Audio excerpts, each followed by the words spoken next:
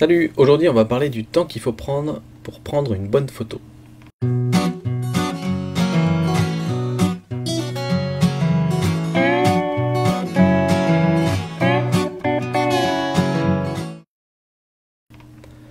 Alors, c'est un long sujet à débat. Vous savez probablement que je ne suis pas du tout photographe professionnel, que je fais de la photo de paysage pour le plaisir, mais que, a priori, la plupart du temps, je fais des photos quand je suis en balade en famille, etc. Et donc, l'idée, c'est on se promène, on voit un truc sympa, on fait une photo, on continue la promenade.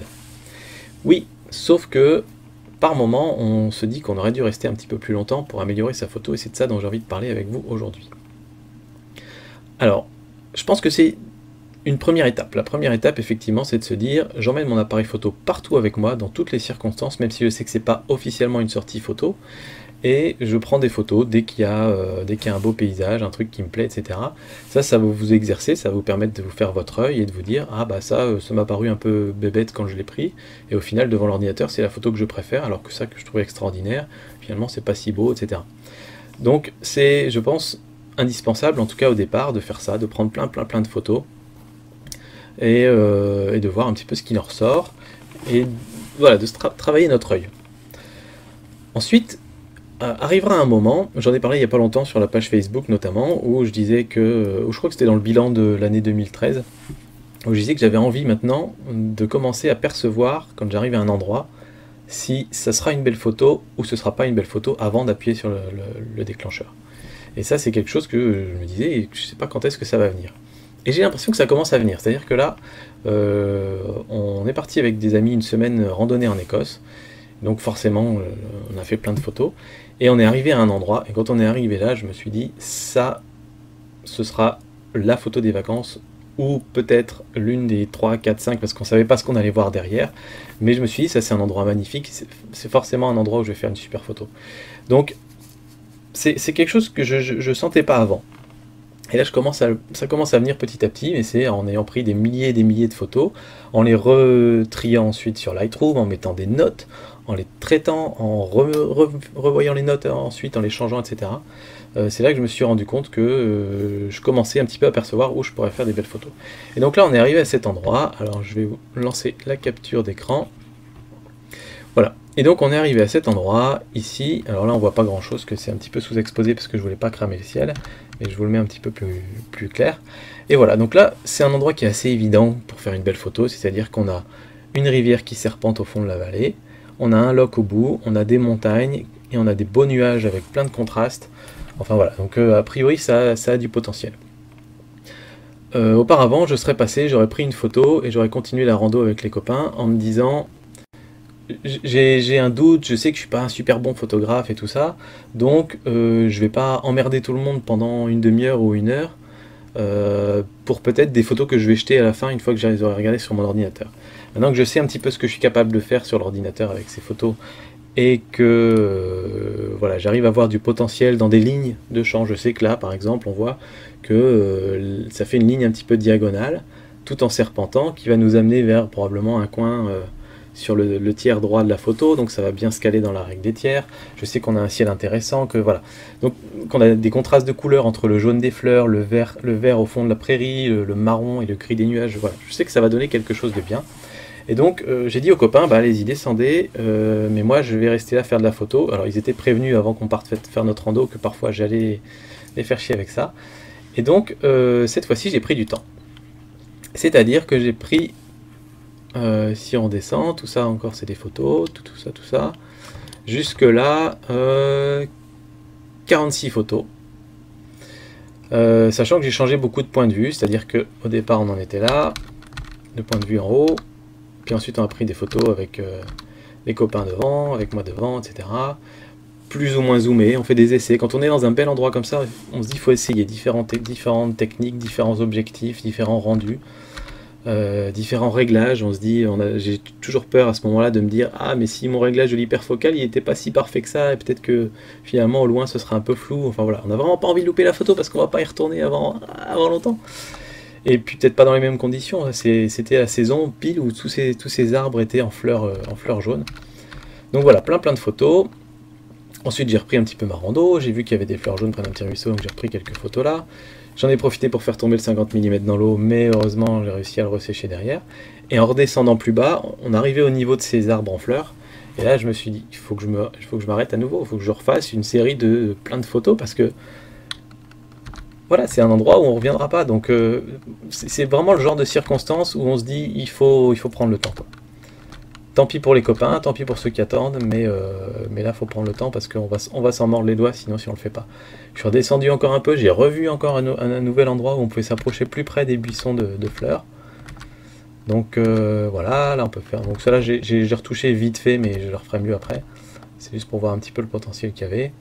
Donc voilà, là j'ai fait encore un nouveau cadrage avec des fleurs qui sont plus apparentes dans le cadre, etc. Mais c'est pas fini. Donc 46 photos, j'y ai passé au moins une demi-heure, 3/4 d'heure, avec les copains qui attendaient en bas tranquillement.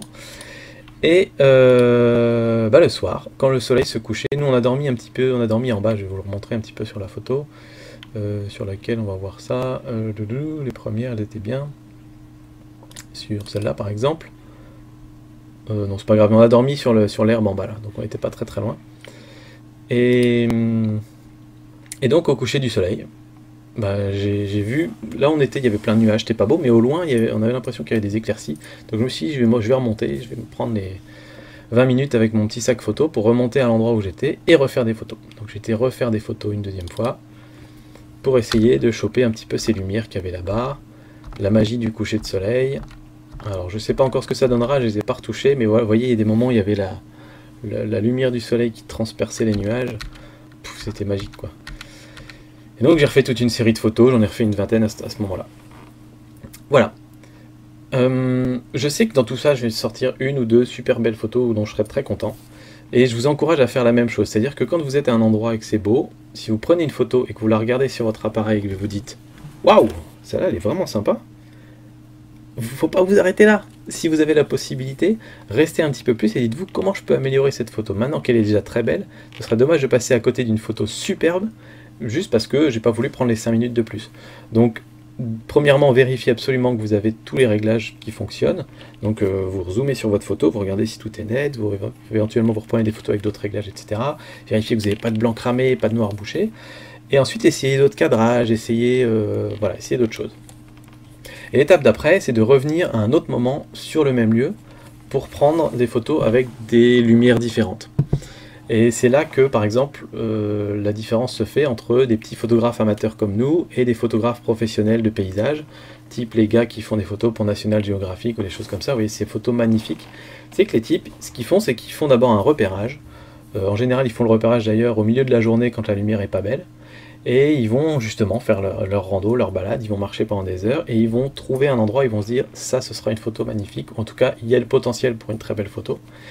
Et ensuite, soit ils attendent là, parce qu'ils ont le courage, et ils peuvent attendre 2 heures, 3 heures, 4 heures, pour attendre ou que la lumière change et qu'il y ait des nuages dramatiques qui arrivent, ou une belle lumière, etc.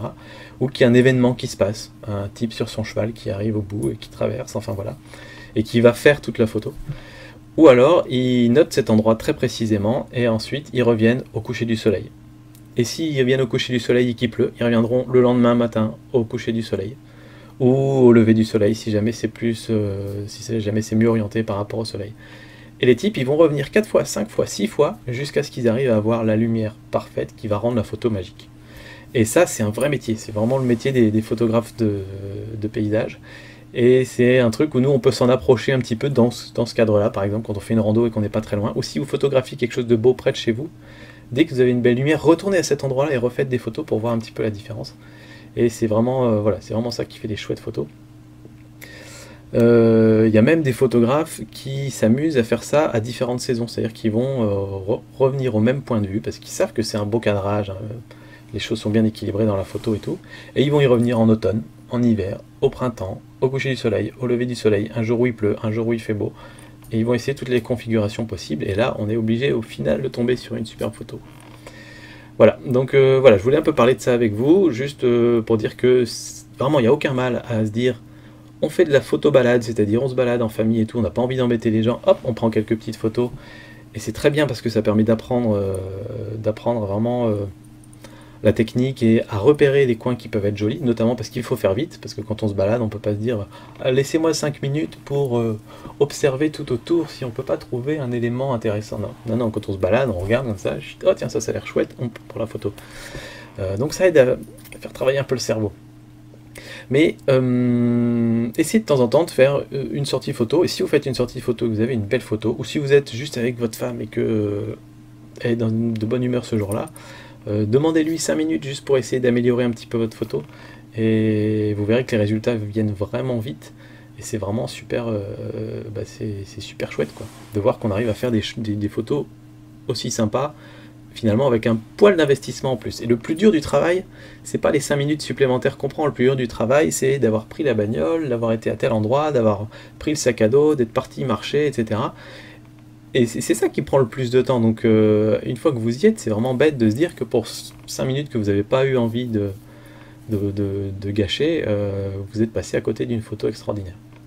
Voilà, donc dites-moi un peu ce que vous en pensez, si vous faites un petit peu la même chose pour vos photos de paysage. J'imagine que dans d'autres domaines c'est un peu pareil, portrait et tout ça, faut aussi, si on prend qu'une photo, si on en prend 8 ou 10, en essayant d'améliorer les choses au fur et à mesure, évidemment on n'arrive pas au même résultat. Mais voilà, ça c'est ma petite expérience personnelle qui progresse, j'espère que ça vous aide de votre côté, et puis moi je vous dis à bientôt. Allez, ciao!